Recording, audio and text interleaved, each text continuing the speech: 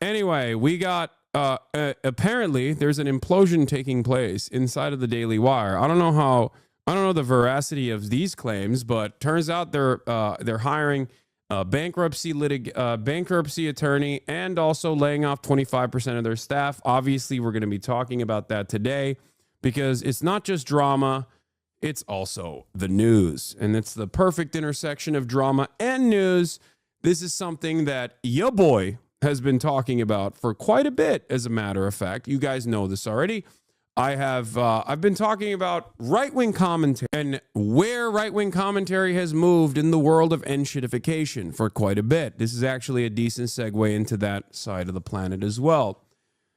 The reality of the matter is Daily Wire was always propped up by billionaires and millionaires alike, and it was never going to be a self-sustaining operation. They took some big hits in the process with Candace Owens, who, came out and was overtly anti-Israel. That was a big no-no. Not the anti-Semitism, mind you, but the anti-Israel perspective was bad. I also told you Brett Cooper was the only one with motion at the Daily Wire. I told you. These were the only two people that were carrying the Daily Wire torch. Ben Shapiro, no motion. He's out. Desperately trying to cultivate the edgy boy population to the best of his ability while he still cries about Israel every goddamn day. It's not going to happen. The edgy boys have moved on. They want anti-Semitism and anti-Israel sentiment. Make no mistake.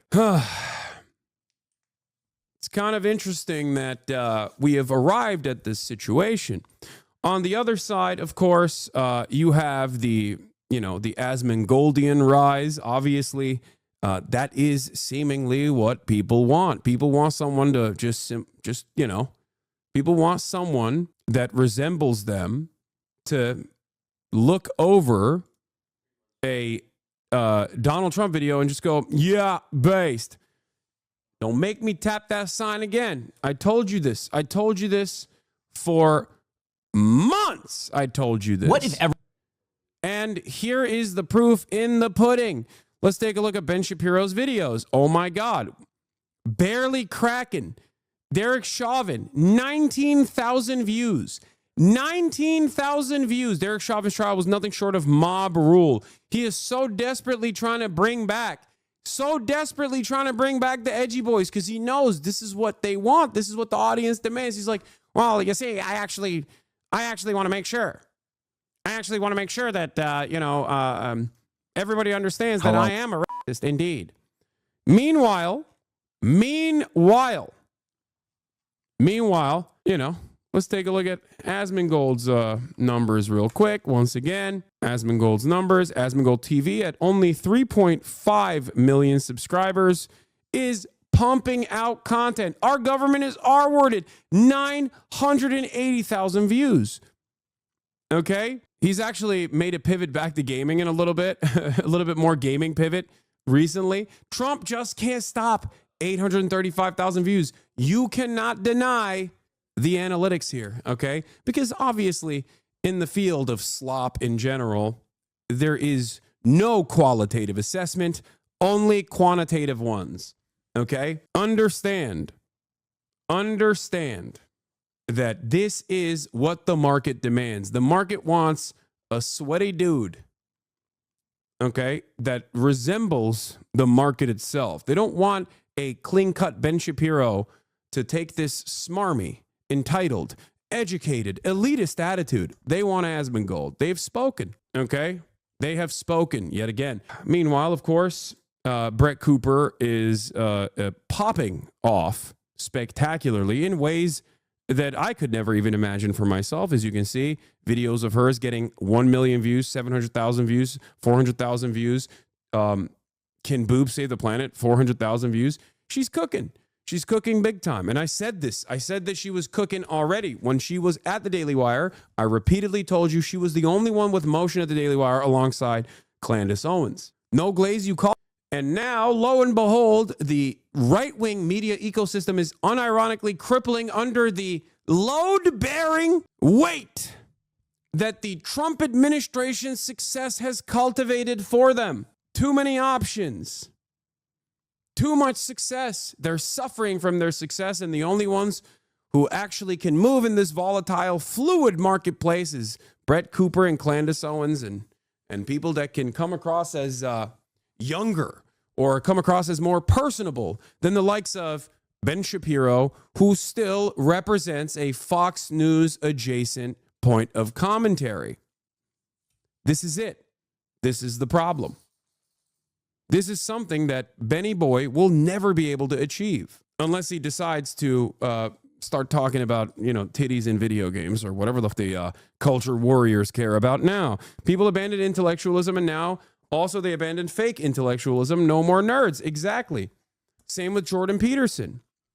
So they established this expensive outlet that was propped up by, obviously, billionaire donors, an endless funnel of money coming their way. And look where that got them. Daily Wire's media empire is falling apart. Death by 1,000 cuts, I think. As I told you, that was what was going on. I noticed this a while back when I just stopped seeing Ben Shapiro on the timeline. I was like, why is he no longer relevant? Why doesn't he piss me off as much? And here it is. James Lee, independent journalist for Breaking Points, says, what started Jeremy Boring stepping down has now spiraled into mass layoffs and another firing of senior executive Alyssa Cordova, the vice president of PR. Here are all the juicy details. The Daily Wire just fired Alyssa Cordova, their VP of Public Relations, and according to sources, Alyssa Cordova was Jeremy's minion. One was responsible for crafting the company's aggressive and paranoid media strategy. Cordova allegedly stalked former employees online, kept folders of clip videos of their enemies, helped wage internal vendettas under the guise of PR. One source, disaster of their PR strategy over the last year was cooked up between Jeremy and Alyssa. Mass layoffs ensue. The Daily Wire is also shuttering its kids division entirely, roughly a quarter of the company. They tried to do kids propaganda. It was dog shit. It was awful. It had no motion. Doesn't this mean that they were successful, though? Their goal was ideological. They pumped right-wing content and groomed the new generation. Daily Wire did not do that. At most, Daily Wire did that by elevating voices, propping them up like Brett Cooper. No, they were not ideologically successful, or rather, the success of right-wing ideology was not because of Daily Wire. It was because of Trump, and it was because of all the independent podcasters that are not even associated with the Daily Wire. Those podcasters couldn't even elevate the Daily Wire, as a matter of fact. It failed spectacularly. They had grand designs. They had all of these incredible numbers that they kept showing. They were like, we're making $10 million a month. What happened? Steven Crowder also fell apart in this process, for the record. Obviously, Steven Crowder also fell apart. He got a fat Rumble deal, 18,000 views in one day, by the way. 5.7 million subscribers. Look at his YouTube channel. 10,000 views, 40,000 views, 28,000 views. These guys killed their channels. They could not move in an organic trajectory that would consistently maintain eyeballs on the stuff that they were doing. So they had to move on to Rumble, where everything is botted. Remember, the Daily Wire Steven Crowder saga. Steven Crowder says, $50 million, that's a slave labor salary. That's a slave contract. How dare you? If you can't let me be as racist as I want to be, then fuck you. And to a certain degree, I understood where Steven Crowder was coming from because, obviously, you're hiring Steven so he can be racist. So why would you shut off his money faucet when he accidentally is too in the way that you want him to be, and then all of a sudden his channel gets demonetized? That was the entire point. But all of these guys are falling apart. This is the old guard of conservative independent media. And because the market is so incredibly flooded with right-wing comment, look, people want something more. They don't want a boring man to just tell you, this is what you need to think. They want someone to have a right-wing perspective that is simple to consume and simpler to understand for an increasingly dumber audience that is going to cover what really matters, which is titties in fucking video games. Okay, boobs in video games, black characters in video games. That is what has done them in for the most part, I think. That's it. Yeah, Brett and Candace tap into the culture war. They cover Blake Lively stuff, and they do it very well. They cover it from a right-wing shift, a right-wing perspective, aggressively. They pursue cultural touch points that normies care about. They also understand the language of this environment. They can easily just find themselves in on the Sean Ryan show, on the Joe Rogan experience, on Theo Vaughn, as a matter of fact. They do it so well. They do it much better than like the likes of Ben Shapiro. Ben Shapiro is Ben Shapiro everywhere he goes. Why don't normies like you? Normies love me. I think your brain is, I hate you, Hassan. What? No, normies don't have, I would say that on the left, I'm able to do something similar to what like Brett Cooper does as well. But if you're talking about like normies, you have to figure out if you're talking about normies that are extremely online, in which case, no, they don't. But if you talk about like normies, like people who have jobs, people who live in the real world and maybe every now and then see clips of mine or YouTube videos of mine, then those normies don't dislike me at all. There's a lot more of them. They're just not online and they don't have a lot of motion online. He got caught and backtracked? No, you're misunderstanding my point. I wouldn't consider the unwashed gaming masses or people who spend every waking moment watching, Asmongold or any number of these different content creators like normies. So, in any case, this is a thing that I've been tracking closely because it's obviously directly related to my job, and there's finally some movement in this direction. And internally, people are furious. One source put it bluntly: if they let Jeremy go a long time ago, many people will still have jobs today. Everyone knows it. With a quarter of the company gone and its core leadership in flames, the big question now is, what happens to the people that are still there?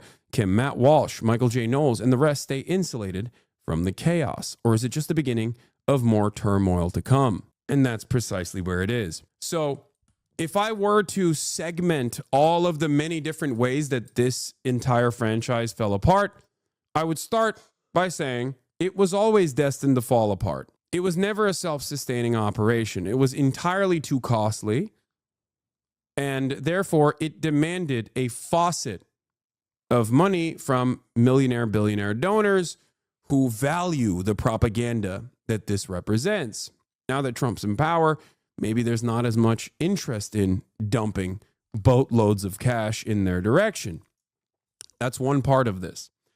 The other part of this, of course, and this was, I always told you, like, this was ridiculous. Exclusive, the Daily Wire made $22 million in commerce from commerce in 2023. It was entirely too costly for them to engage in media, like a higher level of media, like movies. The Daily Wire Studios, I think, is like also super costly. The kids shows were really bad and also really silly. But beyond that, the landscape grew. The right-wing media ecosystem grew tremendously over the past couple of years, with many apolitical content creators also feeding that itch that people had for right-wing commentary. And last but not least, they lost key performers, both Brett Cooper and Candace Owens. They lost Candace Owens, and I think that was also an important pivot that the Daily Wire had made at that point. First, they told Steven Crowder, you can't be racist. Some people looked at that, even if they don't fuck with Steven Crowder, and thought, yeah, why can't he be racist? We want him to be racist. We're not going to watch Steven Crowder, but that says something about the Daily Wire. I like my racist commentary. If you don't let Steven Crowder be racist, that means you are woke. So that was number one. Number two, Candace Owens represents a growing, very sizable movement amongst the right, but also even in the apolitical fandoms. Candace Owens' takes on Israel, while still guided by a healthy dose of anti-Semitism, is infinitely more how do I say it? Palatable? Like it's seen as like a more common sense perspective than the Ben Shapiro position is. So for the apolitical people, they look at Candace Owens' statements on Israel and they go, yeah, that makes sense. And then they hear all the anti-Semitism and they also go, yeah, that really makes sense, which is very dangerous and very scary, but that's for a different day.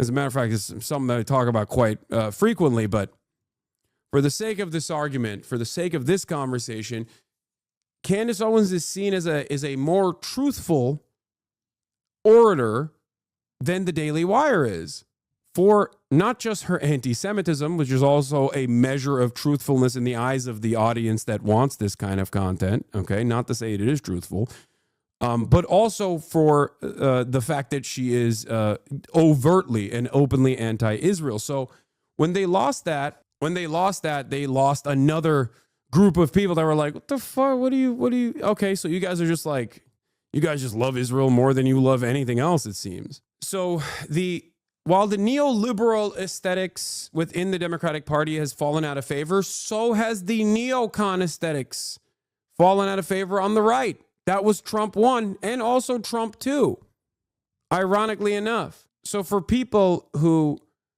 don't have any loyalty or association or positive association with Israel, or people who think what Israel is doing is gross and inhumane, or for anti-Semites who want to shit on Jews and Israel is a great vehicle to do that, you know, Candace Owens scratches that itch significantly better than the likes of Ben Shapiro. So regardless of all of the puff pieces that were written about from Axios and everywhere else talking about, how much money they were making, it was crazy, it's gangbusters. I never truly believed that. I could not comprehend how they were able to generate such revenues. And it seems like they weren't. Or maybe their overhead was insane.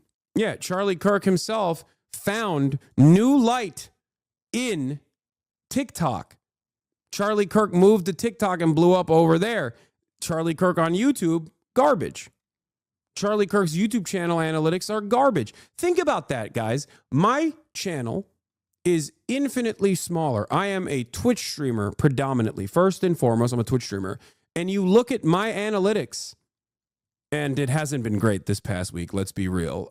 But if you look at my analytics overall, for a channel with 1.5 million subscribers, like, I'm doing significantly better than these other channels are, with the exception of when I do a video like Another Journalist Killed by Israel, and it gets fucking obviously blacklisted on the algorithm.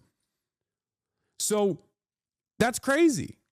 That is like, that shouldn't be the case. These guys are like they're making tens of millions of dollars, right? Like they're generating tens of millions of dollars in revenue.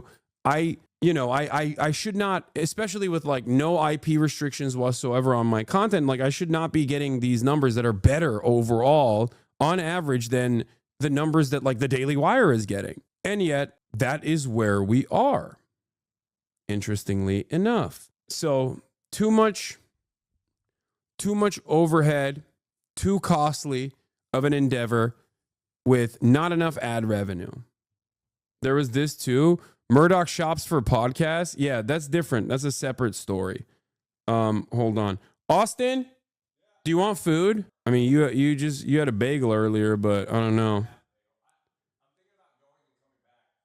Okay.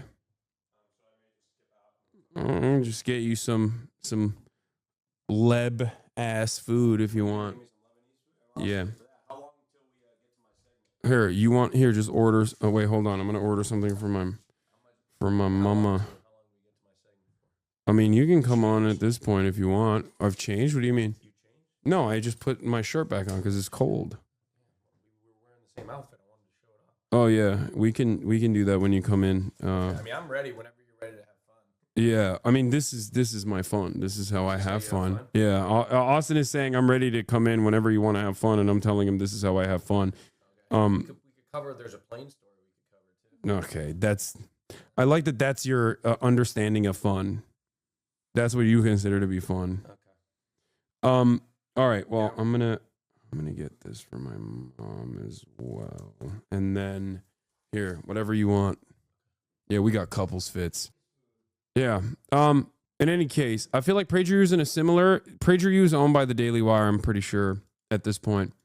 In structure and output, yet they're going through the same troubles that we know of. Was it likely saving PragerU? No, PragerU is owned by the Daily Wire too now. But yeah, where's the other story from Will Sommer? Give me the Will Sommer tweet thread about his perspective, because I think that'll be also instructive. But yeah, PragerU is also owned by the Daily Wire. But yeah, it's finally coming to these costly desires are finally coming to a costly end. An untimely end. Or I guess, like, if you think about it, it's one that I predicted would happen eventually. But I guess it's happening now sooner rather than later. Ben Shapiro's Daily Wire has been hit by layoffs just a few weeks after CEO Jeremy Boring, who was trying to become some sort of conservative entertainment media mogul, stepped down. A Daily Wire spokesman tells me, as a part of our ongoing plan to better align resources with business priorities and growth areas, the Daily Wire has made the decision to streamline and in some cases reduce our workforce. This decision was based on business needs and operational efficiencies. We are deeply grateful to our impacted employees for their contributions and are providing them with severance and career transition support. Our focus remains on delivering the highest quality content and experiences to our subscribers while ensuring the long-term success of our business. The U.S. aid money dries up fast. No joke. There's been some speculation on the right about that. That's hilarious. I mean, if you want, you can. Because I'm going to talk about some other stuff too. That's what I'm thinking. I'm going to look at my laptop and then I'll come back. Okay. All right. You do that. Okay. He's going to upload some Fansly content. So I'll be back. All right. I'll be right back. A crack in Ben Shapiro's Daily Wire. CEO Jeremy Boring helped build the conservative media empire, and now with no fanfare, he's out. Will Sommer writes for The Bulwark. PragerU isn't owned by Daily Wire. It's his own nonprofit media org. Okay, I was wrong. Sorry. PragerU is funded by the same people that funded Daily Wire, for the record. Turmoil in the House of Shapiro. Conservative mega commentator Ben Shapiro's Daily Wire empire announced a big shakeup. On Tuesday, co-CEO Jeremy Boring was abruptly stepping down. A contentious, outspoken executive, Boring had become almost as much a face of the company as Shapiro himself. He positioned Daily Wire into the success story of the right-wing digital media and ambitious attempt to swing the culture rightward. Rumors have been swirling of a massive acquisition in the offing. While Shapiro lives in Florida, Boring has been building the Daily Wire's main Nashville wing into a right-leaning content juggernaut. Along with the expected podcast and YouTube operation, Daily Wire has a streaming operation offering documentaries and conservative educational miniseries. For conservative preschoolers, their Bent Key streaming app hosts a combination of original programming, a puppet show, for example, and a chinchilla-themed cartoon, kind of like Bluey, and handpicked episodes from well-loved shows that have been checked and rechecked to make sure they are respectful of your family's values. In Profiles and Media Biz interviews, the 46-year-old Boring was positioned as a 21st century Rupert Murdoch, claiming the Daily Wire raked in $200 million in revenue last year, which I don't believe. Boring's superfans could even buy his eponymous anti-woke razor and chocolate brands. But as of Tuesday, all of that is on ice. In his press release, Daily Wire said that Boring was trading his co-CEO position for an advisory role, handling the company's creative projects, and that he'll appear on a monthly podcast. We can't wait to see what he does next, Shapiro said, in not a particularly warm statement. That's an abrupt drop in ambition from a man. They were besties, too, for the record. Like that, Ben Shapiro and Jeremy Boring were besties behind the scenes. Like, that's how they started it together. So it's like their indoctrination attempts failed. Their media empire attempts failed. And now they're restructuring. But without talent, without manpower in this media space, and without a steady flow of right-wing funds coming in to save the company, it's not going to work. You lose the Brett Coopers and the Candace Owenses of the world, and you're not going to be able to you're not going to be able to survive, because at the end of the day, the media space is a very delicate landscape. It's very tough to make it out the mud, even on the right-wing side, especially when there is real competition on the right-wing side, and it's not just about who gets the most right-wing funding. Maybe old heads will remember the NRA was taken down multiple pegs, not because they lost their funding or whatever. Taken down because of their media operation. The NRA tried to do a media operation and fucking failed spectacularly. NRA TV was a massive failure. But just like the Daily Wire's crash and burn, from the ashes of NRA TV, multiple content creators sprung up. Dan Bongino is an NRA TV guy, just like Brett Cooper is a former Daily Wire commentator. Think about that. Dan Bongino, who is now the deputy director of the FBI, and before that, a relatively successful podcaster with a fat Rumble check, I suspect, because he was always on Rumble, became a known entity as a consequence of NRA TV. So these guys, all they do is prop up media talent, and then they fall apart because It's not a consistent endeavor. It's an endeavor that requires a tremendous amount of backing. In November interview on Puck's Grill Room podcast, Boring said he wanted to turn Daily Wire into the next New York Times and that he fell asleep every night dreaming of selling the company for a big payoff. So much for that. What's going on here? If there's one thing people in the fractious world of right-wing digital media can agree on, is that there's a backstory here we aren't getting. I don't really buy this or believe this, podcast host Elijah Schaefer, one of Boring's many nemesis, said on his YouTube show on Tuesday. I think it's a way nastier behind the scenes.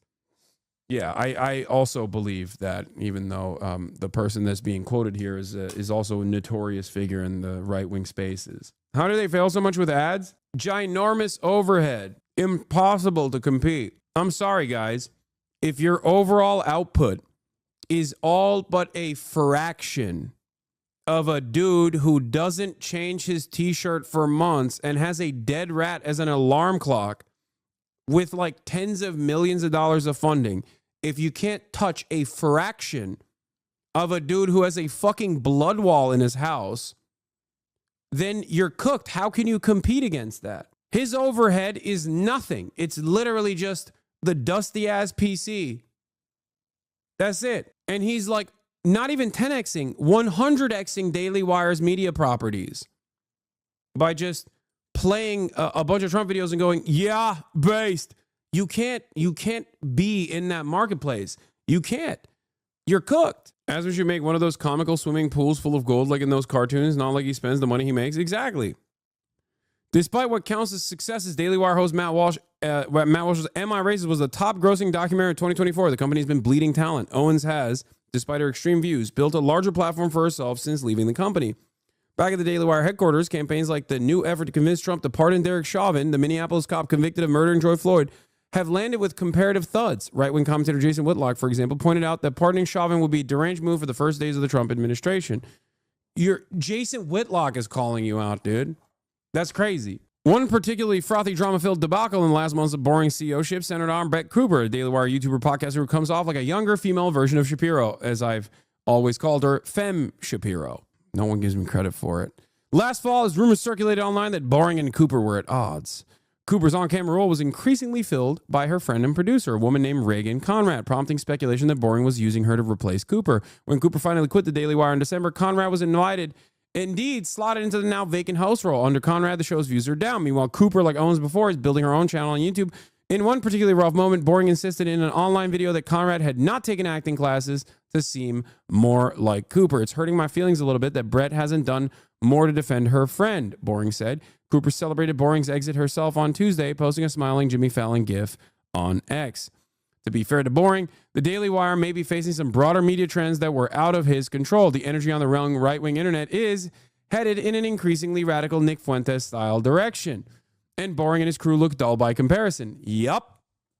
Will is someone who tracks right-wing radicalism by his profession. This is what he has done, so he's way more tapped in than the average media personality on this sort of stuff, so he's right. He's right. Zoomers are groypers. If you are under the age of 35 and you are you find yourself in the right-wing media landscape, you either are a person that considers themselves to be, did I say Will Neff? I meant Will Sommer. Will Sommer. I don't think I said Will Neff. Will Sommer, the fucking author of this article, the journalist. Oh my God, chatters, Jesus Christ, I have a fucking audience of morons as well. Holy fuck. I just said Will, I didn't say last name. Will Sommer, the journalist. So anyway, as I was explaining, as demonstrated by my fucking audience's like level of stupidity here as well, audiences are getting dumber and dumber, okay? They want dumb slop. So either, I bracket it as such, either you're like an apolitical kind of guy who sees common sense, male bravado from the otherwise apolitical center-right to far-right media ecosystem, or you're tapped in and you are political, you have an expressive political ideology, and that centers entirely around neo-Nazi sentiment, like straightforward groyper neo-Nazi politics. If you're under the age of 35, those are the two brackets for you. Okay?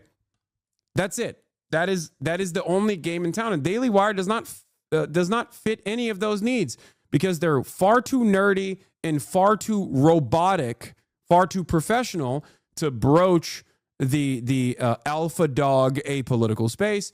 And they are far too invested in the defense of Israel to hit the anti-Semitic notes that they need to hit, while also, because they're expressly pro-Israel, it's virtually impossible for them to hit those anti-Semitic notes, even though they try, So that's where they're at.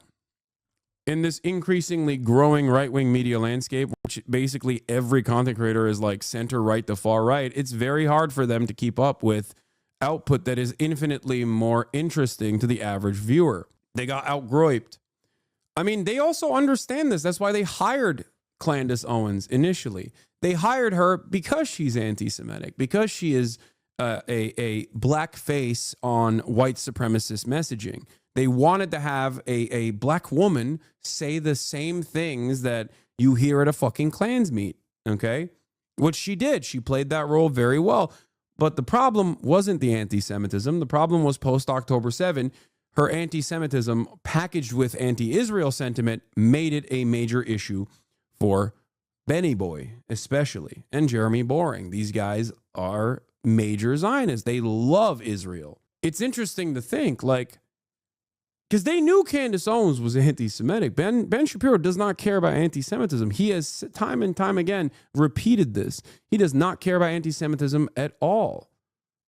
He cares about anti-Israel sentiment. That's why he's defended people who are pro-Israel but anti-Semitic.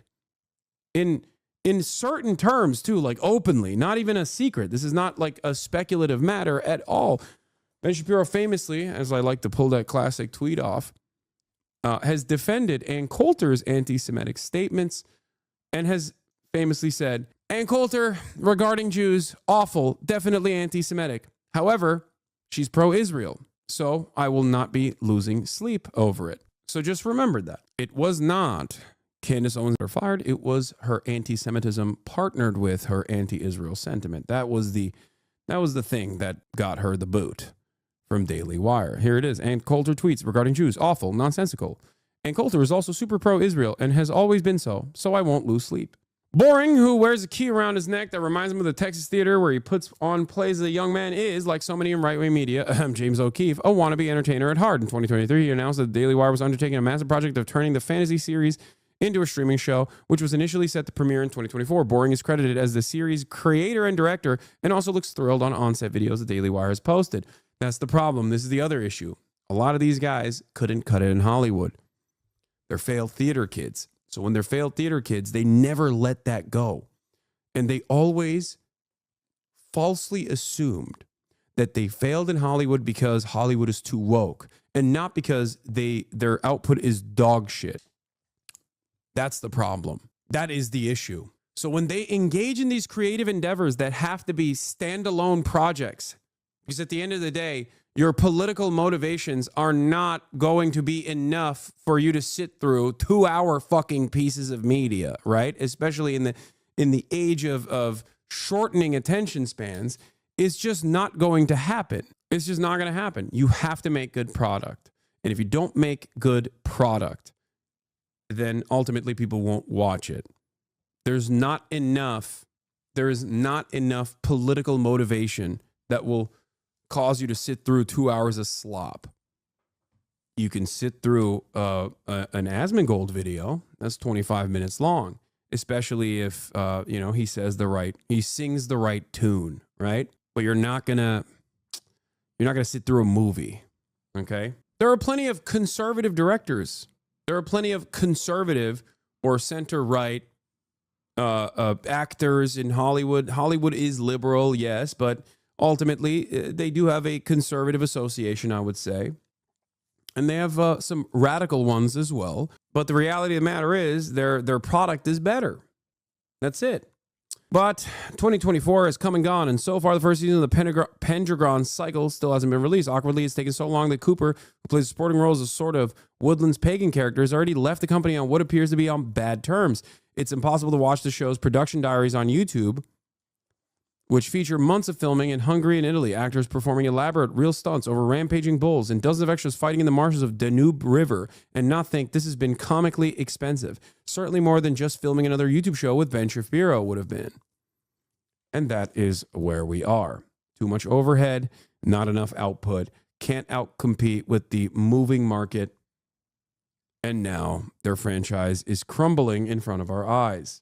How long was it after you left the Daily Wire that... Adult friendships were really hard. When you left, your maid of honor... What does this next chapter look like? Do you want to say anything to her?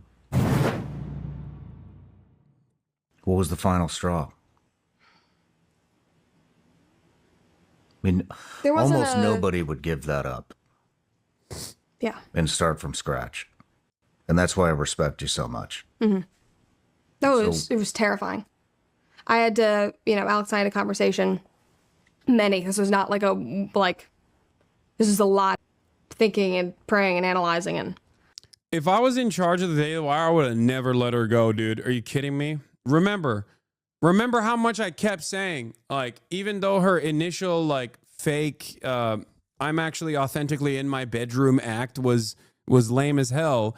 Obviously, I very quickly recognized that she was capturing the attention, especially by weaving in conservative attitudes into, cultural criticisms. Like, she was doing pop culture lifestyle shit. She was younger, more vibrant, and also able to not make annoying, bland, conservative propaganda the centerpiece of her commentary. That's why she succeeded, and that's why she's still succeeding. We looked at each other and we're just kind of like, are we basically willing to lose everything and start from scratch? Because again, we had, Alex had just started his own business. We had bought this farm that was a stretch, but we really wanted it. And I was like, I could leave and it could backfire on me immediately. Nobody could care. Maybe I wouldn't make any money. Maybe I would have no anything. And I basically just had to decide, does that matter to me? And it didn't. And it worked. Yeah. And then it wasn't because I was yeah. 1 million subs in 1 month when you launched your new show. Yeah. It was very humbling and gratifying. I was like, okay. But it's terrifying. And I literally, our conversation was are we willing? My mom had just decided to move to Nashville. I was like, are we willing to go move back in with her and literally start over? If you're funding our life now, Alex, and I can't help it all and I'm making no money, if all of it went away. And at the end of the day, I don't really care about being famous. It comes with what I do, but I would be just as happy if I was telling stories in a different capacity. Mm-hmm. Again, it's finding the root of what you love to do and then applying it. I don't need this to survive. I don't crave it. I do it because I love sharing stories with people. I love hopefully making them think differently about the world. I love making people feel like they're not alone in whatever they're going through, whether that's on my subscription platform where we do. Bro, this is literally verbatim, bar for bar, what I say, except for, base boosted on the right-wing side. She's talked about rebranding herself as a pop culture commentator to reach a more ideologically varied audience. Her first video with her YouTube rebrand was on Blake Lively and Justin Baldoni. Exactly. I'm not even kidding. This is low key. I have these interests myself, right? These are organic interests that I have. And I certainly lean into them. And in the process, I want to make sure that people have a semblance of charitability towards the things that I talk about from the perspective that I talk about so that they see the world in a different way. Okay? Are you not a clout goblin? See, that's what I mean. This is the stupid, the stupid method of this is, he's just a clout goblin. The difference here is that there is a project here. There's an ideological project here. And I think a lot of people get it and some people don't. So they just have a stupid perspective on it and they go, you're a clout goblin. Yeah, sure. Okay. The question I have for you is that if all I cared about was clout, why the fuck would I talk about Israel all the goddamn time? Are you stupid? Like, especially in the way that I talk about it, where I also don't even entertain a second of anti-Semitic commentary on the subject matter. If I wanted clout and I had an anti-Israel position, you bet your fucking ass if all I gave a shit about was clout and not like presenting my vision for the world, I would be anti-Semitic as fuck. Look at all the top anti-Israel commentators that get so much motion on the matter. It is quite literally uninterrupted, full-blown, the Jews are responsible for it. Either I would never mention Israel or never mention any politics whatsoever and just simply talk about like, you know, other shit, have fun, you know, and do like silly content. Or if I were to do politics, I would just be right-wing. That's it. Like, there is no reason. I was literally about to compare the way you two explain your passions in a very similar fashion. Yes, I think what she's saying here is really interesting because I even suspect that she might be cribbing my shit a little bit because this is what I have said in interviews down to, this is what I have said in interviews down to like the verbiage that she's using. They were jacking my shit at the Daily Wire when she first started, so...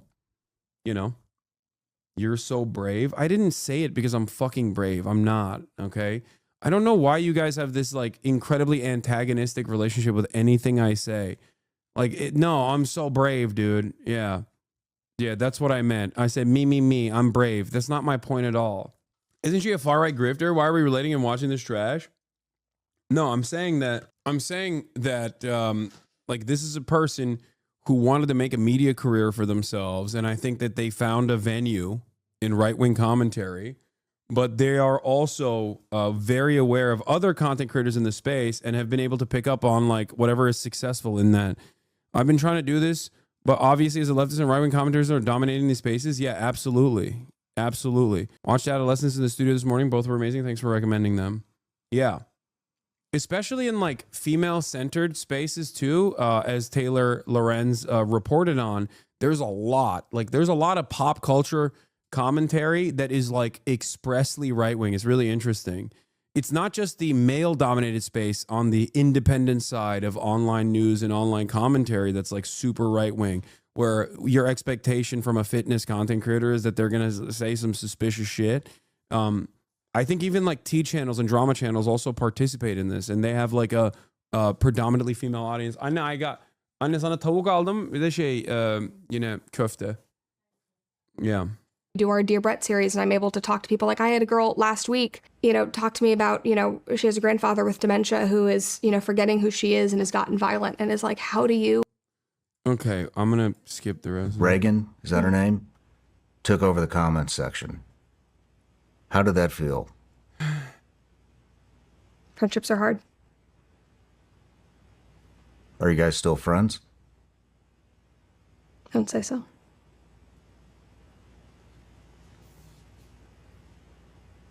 Would you like to still be friends? Of course. Also, she's not super pro-Israel, it seems. Oh, Brett liked this post from Candace? Yeah, of course. Dude, you can't be in that age group and just like express a super pro-Israel sentiment. You're literally just like whittling away your audience. That's it. There's a market for it, but that market is in like mostly liberal spaces. You can be pro-Israel, you can be overtly pro-Israel, but you're not going to get a lot of motion from the right. You're not even going to get a lot of motion from the left. There's like for a younger audience especially, being pro-Israel and overtly pro-Israel is immediately like, oh, you must be a grifter. Even fucking being anti-Israel and then being against anti-Semitism for many people, especially in younger audiences, tracks as inauthentic. It's really interesting. Like if you're anti-Zionist, if you're like a dedicated anti-Zionist for fucking decades, like, you know, someone like myself has been doing this for 10 fucking years, but you're also combative against anti-Semitism in general, younger audiences look at that and go, you're fake, dude. You're fucking phony. Authenticity is tracked by being incredibly right-wing. That's what it is. It's just, especially online, people go, oh, these people are demonstrating their vices, and that means they're being authentic. Yeah, the anti-Semitic side of the right is winning the war on the right for sure. Absolutely.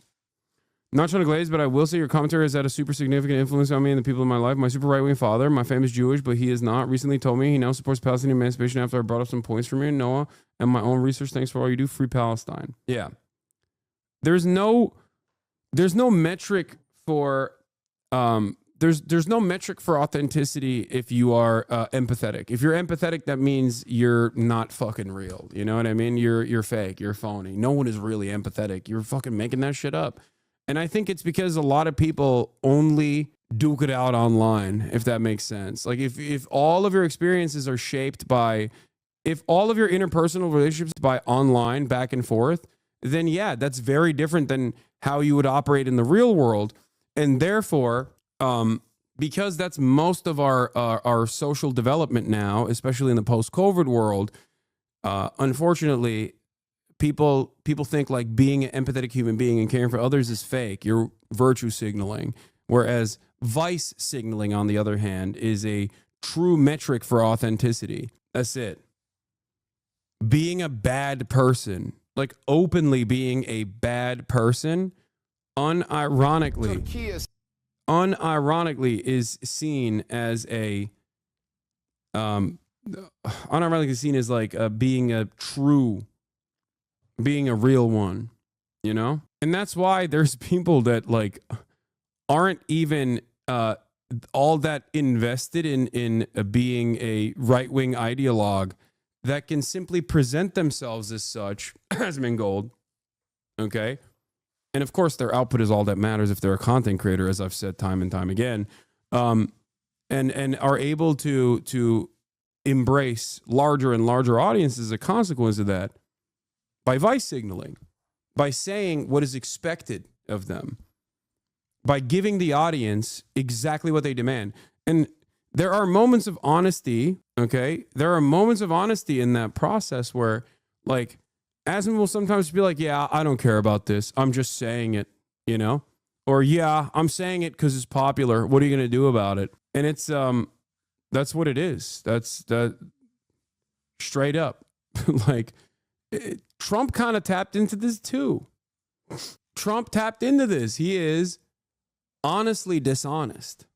Okay? He is honestly dishonest. And people see that as like a measure of authenticity that is virtually impossible for anyone on the left to capture, especially if your values are motivated by being empathetic to others. You know? Why do you think being against Israel's actions is conflated, but being anti-Semitic by so many people after all the info that is just, no, because it's a defense mechanism, and Israel's development as a Zionist, a settler colonial project literally relies on the constant fears that if Israel doesn't exist as an ethno-religious supremacist state, then like all Jews will be killed and murdered and Holocaust will happen everywhere. Yeah. And that intentional conflation has caused people to obviously learn the wrong lesson there. They look at Israel and perhaps for the past couple of decades until this last decade, people looked at Israel as a positive state.